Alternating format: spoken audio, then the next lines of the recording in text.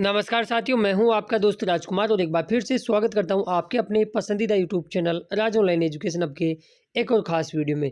ख़ास इसलिए कहूँगा कि साथियों, जो साथी इंटर्नशिप करने के लिए अपने इंटर्नशिप सेंटर पे डेली बेसिस पे नहीं जाते हैं, तो उनको तो मैं विशेषकर कहूँगा कि भैया इस वीडियो को देख लेना। यदि इस वीडियो को स्किप आपने कर दिया तो हो सकता है आपका भत्ता भी स्टॉप किया जा सकता है। जी हाँ, नई पड़ताल और नए एविडेंस के साथ मैं ये वीडियो बना रहा हूँ कि आपको प्रूफ भी दिखाऊंगा कि जो लोग डेली इंटर्नशिप के लिए नहीं जा रहे हैं और यदि निरीक्षण टीम वहाँ सेंटर पहुँचती है तो फिर आपका भत्ता डेफिनेटली बंद होगा। तो इसका उपाय क्या है वो भी मैं आपको बताऊंगा। और पेमेंट तो आ नहीं रहा, ऊपर से रोजगार अधिकारी जा रहे हैं भौतिक सत्यापन के लिए आपके इंटर्नशिप सेंटर पे, तो वो चीज़ भी एक बहुत ही बड़ी देखने वाली बात ये रहेगी। इसके अलावा बेरोजगारी भत्ता पेमेंट से जुड़ी एक और बड़ी न्यूज़ आई है।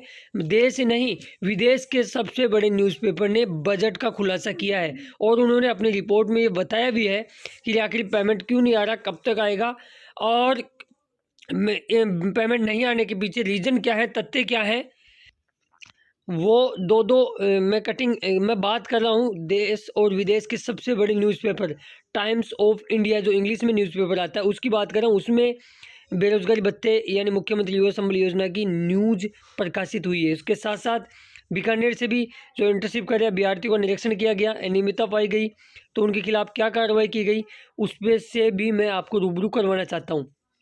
इस वीडियो को बनाने का उद्देश्य इस कार्रवाई जो की गई है बेरोजगारों पे, यह आपको केवल बताना था ताकि आप लोग भी थोड़े से अवेयर हो जाए, ताकि आपके सामने ये समस्या उत्पन्न ना हो पाए। आगे बढ़ो उससे पहले सभी प्यारे साथियों से मेरी गुजारिश रहेगी कि जो साथी चैनल पे नए हैं या चैनल को अब तक सब्सक्राइब नहीं किया है जरूर कर ले और नोटिफिकेशन बेल को दबा के ऑल पे क्लिक करें, क्योंकि हम राजस्थान बेरोजगारी भत्ते से रिगार्डिंग हर एक अपडेट सबसे पहले और सटीक इन्फॉर्मेशन आप तक लाते रहते हैं और आपको अवेयर करते रहते हैं। तो चलिए शुरुआत करते हैं।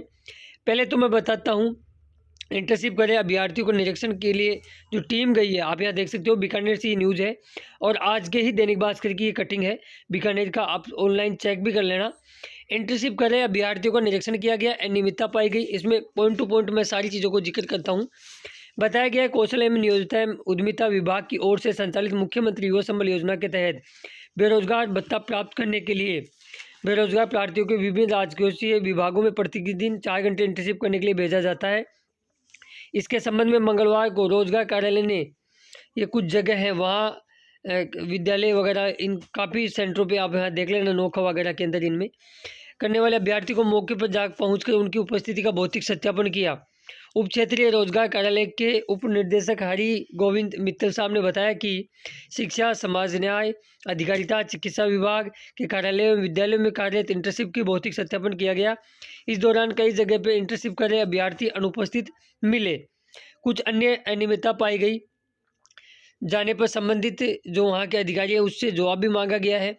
निरीक्षण में समस्त विभागों के इंटर्नशिप कर रहे अभ्यर्थियों को उपस्थिति जो रजिस्टर है वो भी बनाने के निर्देश दिए गए। कई जगह खामियां उनको मिली कि रजिस्टर ही नहीं मिले। उन्होंने बताया कि सत्यापन में पाई गई अनियमितता में किसी भी राजकीय कर्मचारी यदि कोई लिप्त रहता है या उसकी भूमिका रहे तो उसके विरुद्ध अनुशासनात्मक कार्रवाई भी, जो प्रकरण है वो उच्च अधिकारी को भेजा जाएगा कि इस योजना के संबंध में ये अधिकारी है वो गड़बड़ी कर रहा है। और इसमें बताया गया कि योजना के नोडल अधिकारी हैं वो कलेक्टर के ध्यान में लाया जाएगा। और रोजगार कार्यालय में कनिष्ठ रोजगार अधिकारी एवं भौतिक सत्यापन दल टीम के प्रभारी चौधरी दिनेश कुमार जी ने बताया कि जिले में सभी तहसीलों में स्थित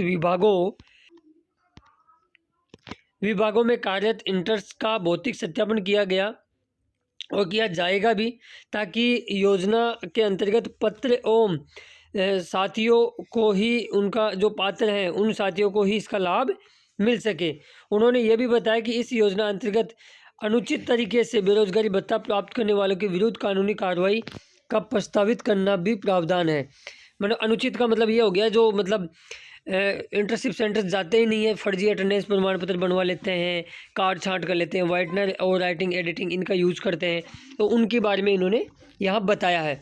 अब आप क्या करें, तो कम से कम आप अपने सेंटर में 10 दिन के अंदर अंदर एक बार साइन ज़रूर कर लें, क्योंकि विभाग का नियम है यदि 15 दिन तक लगातार अधिकारी आपके सेंटर पे पहुंचते हैं तो फिर आपका भत्ता वहाँ बंद भी किया जा सकता है। यदि वहाँ टीम जाती है 8-9 दिन से आप एब्सेंट हो, वहाँ मतलब साइन नहीं है, तो आपके भत्ते में किसी भी प्रकार की कोई दिक्कत उत्पन्न नहीं होगी। तो इस चीज़ का विशेष करके ध्यान रखें। अब मैं टाइम्स ऑफ इंडिया के उस न्यूज़पेपर की वो कटिंग भी आपको मैं ज़रा यहाँ दिखा देता हूँ। ये वाली न्यूज़ वहाँ लगी भी थी कल, जो आज की न्यूज़पेपर में प्रकाशित हुई है। वैसे मेरे पास कल ये आ चुकी थी, मैं आपको यहाँ दिखा देता हूँ। नेट ऑन करके, नेट ऑफ है, तो ये वाली जो आज की न्यूज़पेपर में कटिंग लगी है उसके बारे में मैं बात कर रहा हूँ, ये वाली बीकानेर वाली। तो थोड़ा होल्ड रखिएगा, दैनिक भास्कर की लाइव प्रूफ मैं आपके सामने यहाँ प्रस्तुत करने जा रहा हूँ। इंटरनेट कनेक्टिविटी नहीं हो रही है, इसकी वजह से थोड़ा सा समय लग रहा है।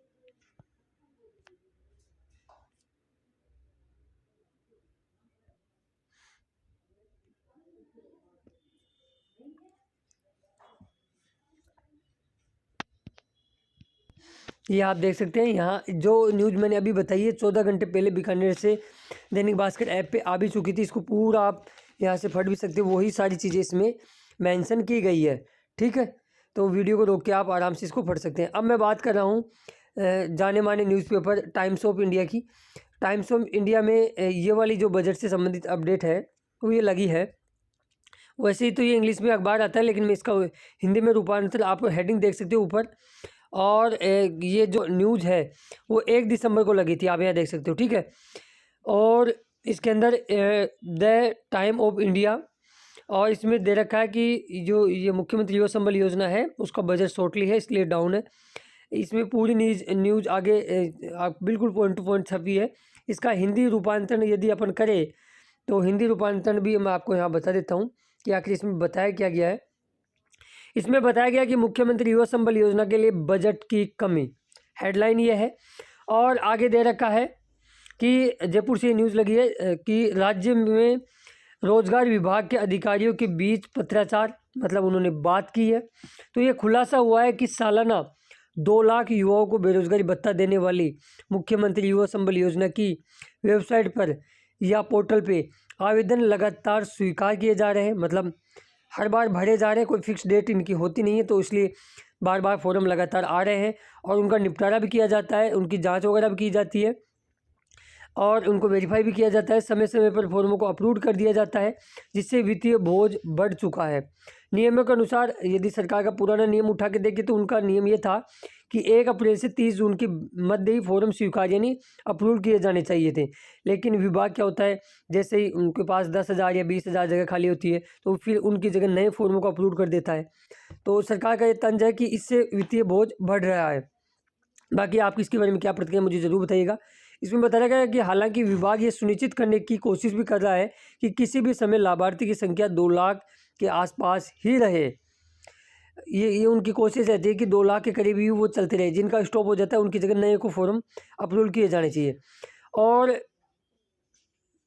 असमकीय भुगतान के कारण यानी समय पर भुगतान नहीं करने के कारण 1 जनवरी 2022 से अब तक केवल नागौर के लाभार्थियों द्वारा कुल 13,348 शिकायतें प्राप्त हो चुकी है। ये भुगतान से संबंधित शिकायतें की यहाँ बात की जा रही है।